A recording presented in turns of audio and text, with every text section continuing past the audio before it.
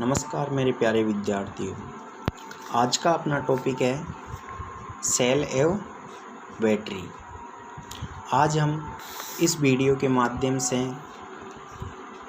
Cell के बारे में जानकारी प्राप्त करेंगे, जैसे सेल किसे कहते हैं, सेल की संरचना किस प्रकार की होती है, सेल के मुख्य भाग कौन कौन से होते हैं और सेलों के प्रकारों के बारे में हम जानकारी प्राप्त करेंगे। तो देखिए, सेल किसे कहते हैं। सेल रासायनिक ऊर्जा को वैद्युतिक ऊर्जा में परिवर्तित करता है, अर्थात हम कह सकते हैं वह युक्ति जो रासायनिक ऊर्जा को वैद्युतिक ऊर्जा में परिवर्तित करती है सेल कहलाती है, अथवा रासायनिक प्रक्रियाओं के फलस्वरूप जो युक्ति विद्युत वाहक बल पैदा करती है वह सेल कहलाती है।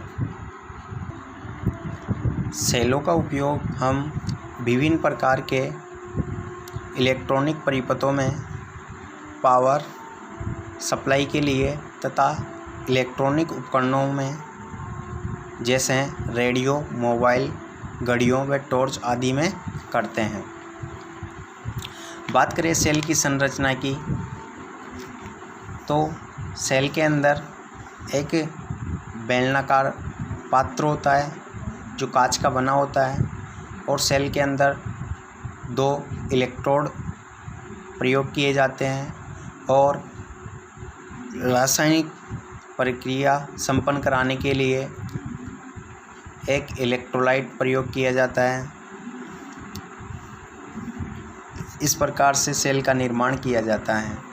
बात करें सेल के महत्वपूर्ण भागों की, तो सेल में जैसे इलेक्ट्रोड, जैसे एक बेलनाकार पात्र लिया जिसे वोल्टामीटर कहते हैं। इस वोल्टामीटर में रासायनिक क्रियाएं संपन्न की जाती है और इसके अंदर दो इलेक्ट्रोड प्रयोग किए जाते हैं जिनका कार्य होता है सेल के अंदर विद्युत धारा को प्रवाहित करने के लिए दो धात्विक छड़ों की आवश्यकता होती है जिन्हें इलेक्ट्रोड कहते हैं। ये दो प्रकार के होते हैं, एनोड और कैथोड। जिस इलेक्ट्रोड के माध्यम से विद्युत धारा सेल से बाहर निकलती है वह धनात्मक इलेक्ट्रोड कहलाता है, जिसे एनोड भी कहते हैं। ऋणात्मक इलेक्ट्रोड जिस छड़ या प्लेट के माध्यम से विद्युत धारा सेल के अंदर प्रवेश करती है वह ऋणात्मक इलेक्ट्रोड कहलाता है, जिसे कैथोड भी कहते हैं। बात करें इलेक्ट्रोलाइट की, इसे विद्युत विश्लेष्य पदार्थ के नाम से भी जाना जाता है। विद्युत विश्लेष्य पदार्थ के नाम से भी जाना जाता है। इलेक्ट्रोलाइट किसे कहते हैं? इलेक्ट्रोलाइट ऐसा विलयन होता है जिसे किसी जलीय विलयन में घोले जाने पर वह अपने आयनों में विभक्त हो जाता है। ये जो वोल्टामीटर प्रयोग करते हैं ये पोर्सलेन व कांच का बना होता है। बात करें इलेक्ट्रोलाइट की विशेषताओं की, तो ये एक अकार्बनीय विलयन होता है, जैसे वानस्पतिक तेल, एल्कोहल, स्प्रिट, आसुत जल एवं क्षार इत्यादि। इलेक्ट्रोलाइट चालक होता है और इसका ताप गुणांक ऋणात्मक होता है, NTC नेगेटिव टेम्परेचर कोफिशिएंट। अर्थात जब सेल का तापमान बढ़ता है तो प्रतिरोध का मान घटता है। इलेक्ट्रोलाइट का प्रतिरोध जब सेल को चार्ज किया जाता है तब तापमान बढ़ने पर घटता है, और जब सेल को डिस्चार्ज किया जाता है तो इसका प्रतिरोध बढ़ता है। अर्थात हम कह सकते हैं कि जो इलेक्ट्रोलाइट का जो प्रतिरोध होता है वो परिवर्तनीय प्रकार का प्रतिरोध होता है। बात करें इसके आंतरिक प्रतिरोध की, तो सेल के अंदर आंतरिक प्रतिरोध इलेक्ट्रोडों का प्रतिरोध और विद्युत अवगट्ठे का प्रतिरोध मिलकर यह आंतरिक प्रतिरोध का रूप लेते हैं, जो अनावश्यक रूप से विद्युत ऊर्जा का व्यय करते हैं।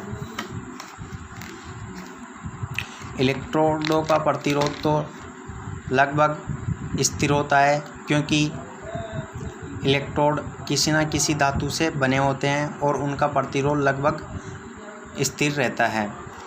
बात करें विद्युत अवगट्ठे की, तो विद्युत अवगट्ठे का तापमान जब सेल चार्ज व डिस्चार्ज होता है तो तापमान कम व अधिक होता रहता है, जिसके कारण विद्युत अवगट्ठे का प्रतिरोध भी कम व अधिक होता रहता है। इस प्रकार से विद्युत अवगट्ठे का प्रतिरोध परिवर्तनीय प्रकार का होता है, वेरिएबल प्रकार का होता है। बात करें सेलों के प्रकार की, तो सेल दो प्रकार के होते हैं, एक तो प्राइमरी सेल और द्वितीयक सेल। प्राइमरी सेल किसे कहते हैं, तो देखिए जिन सेलों में रासायनिक क्रियाओं के फलस्वरूप ईएमएफ उत्पन्न होता है वह प्राथमिक सेल कहलाते हैं। बात करें द्वितीयक सेलों की, तो द्वितीयक सेल जिन सेलों में वैद्युतिक ऊर्जा को रासायनिक क्रियाओं के रूप में एकत्रित करके पुनः रासायनिक प्रतिक्रियाओं के द्वारा विद्युत वाहक बल उत्पन्न किया जाता है वह द्वितीयक सेल कहलाते हैं। अर्थात पहले विद्युत ऊर्जा को रासायनिक ऊर्जा में एकत्रित किया जाता है और फिर रासायनिक ऊर्जा से विद्युत ऊर्जा उत्पन्न की जाती है द्वितीयक सेलों में। और प्राथमिक सेलों में क्या होता है, जब सेल के अंदर इलेक्ट्रोलाइट भरा जाता है तो इलेक्ट्रोलाइट अपने आयंस में विभक्त हो जाता है और एक ऊर्जा का रासायनिक ऊर्जा का रूप ले लेते हैं, और जब उन पर लोड लगाया जाता है तो वह विद्युत ऊर्जा प्रदान करते हैं। और प्राथमिक सेलों की रासायनिक क्रियाओं की बात करें तो प्राथमिक सेल की रासायनिक क्रियाएं नॉन रिवर्सिबल होती है, अर्थात अनुत्क्रमणीय होती है। इन सेलों को एक बार यूज करने के बाद दोबारा यूज नहीं कर सकते हैं, जबकि द्वितीयक सेलों की रासायनिक अभिक्रियाएं रिवर्सिबल उत्क्रमणीय होती है, अर्थात इन सेलों को एक बार डिस्चार्ज हो जाने पर पुनः इन्हें चार्ज करके काम में लिया जा सकता है। बात करें प्राथमिक सेल के ईएमएफ की, तो इनका ईएमएफ कम होता है और द्वितीयक सेलों का ईएमएफ अधिक होता है। प्राथमिक सेलों की विद्युत धारा दर निम्न होती है, जबकि द्वितीयक सेलों की विद्युत धारा दर उच्च होती है। प्राथमिक सेल वजन में हल्के होते हैं तथा द्वितीयक सेल वजन में भारी होते हैं। और प्राथमिक व द्वितीयक सेलों के कई प्रकार होते हैं। जैसे प्राथमिक सेलों की बात करें तो प्राथमिक सेलों के कई प्रकार हैं, जैसे voltaic cell, Daniell cell, Leclanche cell, शुष्क सेल।